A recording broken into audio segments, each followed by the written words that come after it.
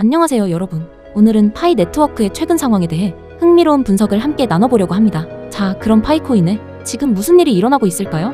파이 네트워크는 0.5달러 지지선 위에서 무려 11일 연속으로 횡보 구간을 이어가고 있습니다. 흥미로운 점은 테스트넷에서 디파이 기능 출시라는 큰 발표가 있었음에도 불구하고 탈중앙화 거래소, 유동성 풀, 토큰 생성 도구 같은 기능들이 공개됐는데도 시장이 예상만큼 열광적인 반응을 보이지 않았다는 겁니다. 이건 우리에게 중요한 메시지를 전달하고 있습니다. 암호화폐 세계에서는 단순한 발표만으로는 충분하지 않다. 투자자들은 실제로 구현된 기능과 검증된 유틸리티를 원합니다. 테스트넷은 분명 좋은 시작이지만 시장은 실제로 작동하고 사용되는 메인넷을 보고 싶어 하는 거예요. 이제 기술적인 측면을 살펴볼까요? 흥미로운 데이터가 하나 있습니다. 지난 24시간 동안 약 1300만 개의 파이 토큰이 중앙화 거래소에서 빠져나갔습니다. 일반적으로 이건 긍정적인 신호로 해석됩니다. 왜냐하면 매도 압력이 줄어든다는 뜻이거든요. 코인이 거래소에서 인출되면 보통 홀더들이 장기 보유를 원한다는 의미입니다. 즉, 지금 당장 팔려는 게 아니라는 신호죠. 하지만 여기에 파이 네트워크의 딜레마가 있습니다. 현재 유통되고 있는 총 82억 4천만 개의 토큰 중에서 중앙화 거래소에 있는 건 겨우 5.24%에 불과합니다. 나머지 94% 이상은 거래소 밖에 보관되어 있어요. 이건 두 가지 시나리오를 만듭니다. 첫째, 프로젝트를 믿는 장기 보유자들일 수 있습니다. 둘째, 만약 이들이 동시에 매도를 결정한다면 공급 충격이 발생할 수도 있습니다. 기술적 분석 관점에서 보면 지표들이 혼재된 신호를 보내고 있습니다. 상대 강도 지수, 즉 RSI가 29에 위치해 있는데요. 이는 파이가 이미 과매도 구간에 진입했다는 의미입니다. 보통 이런 상황에서는 반등 가능성이 생기죠. 하지만 횡보 기간이 길어지면서 모멘텀이 약화되고 개인 투자자들의 관심도 함께 식어가고 있다는 점이 우려스럽습니다. MACD 역시 흥미로운 신호를 보여주고 있습니다. 시그널 라인과 수렴하기 시작했어요. 만약 강세 교차가 발생한다면 이것이 상승 움직임의 촉매제가 될 수 있습니다. 하지만 명확한 확인 신호를 기다릴 필요가 있습니다. 이제 주요 레벨들을 살펴보겠습니다. 가장 강력한 지지선은 0.5달러. 만약 파이가 이 레벨 위에서 버티고 모멘텀이 회복되면 첫 번째 목표가는 0.27달러. 그 다음은 심리적으로 중요한 0.30달러입니다. 하지만 주의해야 할 점도 있습니다. 만약 0.5달러 지지선이 무너진다면 0.20달러까지 추가 하락이 나올 수 있습니다. 여기서 우리가 이해해야 할 더 큰 맥락이 있습니다. 파이 네트워크는 모바일 마이닝이라는 독특한 접근 방식을 가진 프로젝트입니다. 핵심 과제는 실제 유틸리티와 대중적 채택을 증명하는 것이에요. 디파이 기능 출시는 분명 긍정적인 발걸음이지만 결국 실행과 채택이 장기적 가치를 결정하게 될 겁니다. 한 가지 말씀드릴 게 있습니다. 제가 달러 기준으로 가격을 설명하는 이유는 한국 거래소에서 파이가 이미 상장 폐지됐기 때문입니다. 그래서 현재 가장 신뢰할 수 있는 가격 참조는 해외 거래소의 시세예요. 이런 횡보 구간은 사실 나쁜 것만은 아닙니다. 시장이 새로운 균형점을 찾아가는 시기이기도 하거든요. 확신이 없던 투자자들은 이미 떠났고 남은 사람들은 프로젝트의 펀더멘털을 믿는 홀더들입니다.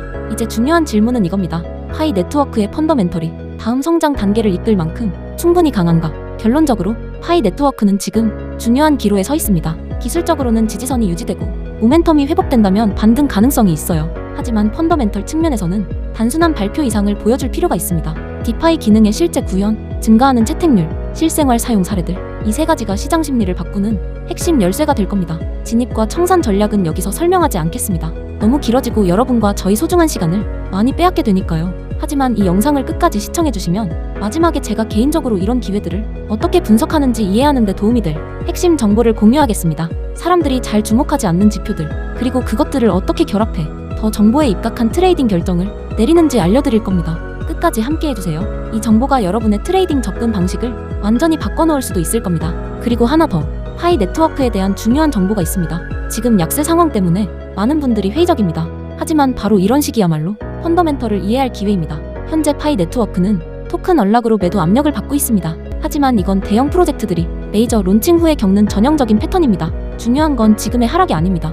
앞으로 6개월에서 12개월 동안 어떤 변화를 준비하느냐입니다. 가장 큰 소식부터 전하겠습니다. 2025년 2월 20일 파이 네트워크가 공식적으로 오픈 메인넷을 출시했습니다. 폐쇄된 생태계에서 완전히 탈중앙화된 블록체인으로 전환한 겁니다. 이제 외부 지갑 거래소, 다른 블록체인과도 연결이 가능해졌습니다.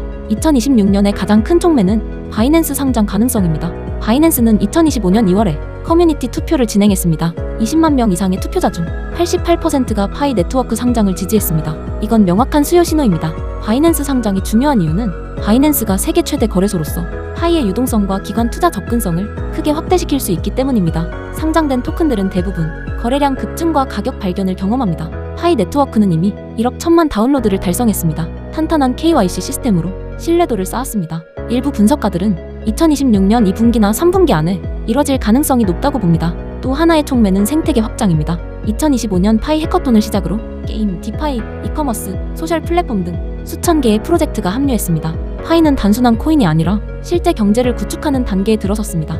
온체인 데이터를 보면 고래 지갑들의 매수 활동이 증가했습니다. 거래소 보유량은 20% 감소했습니다. 공급 압력은 줄고 있습니다. 결론적으로 현재의 약세는 단기적인 현상일 수 있습니다. 바이낸스 상장, 생태계 성장, 공급 감소의 조합은 파이 네트워크를 중장기적으로 매력적인 자산으로 만들 수 있습니다. 저는 완전한 로드맵을 준비했습니다. 3가지 촉매에 대한 상세 분석과 리스크 관리 전략을 담았습니다. 이 자료는 개인적인 소통을 통해서만 공유할 수 있습니다. 방법은 간단합니다.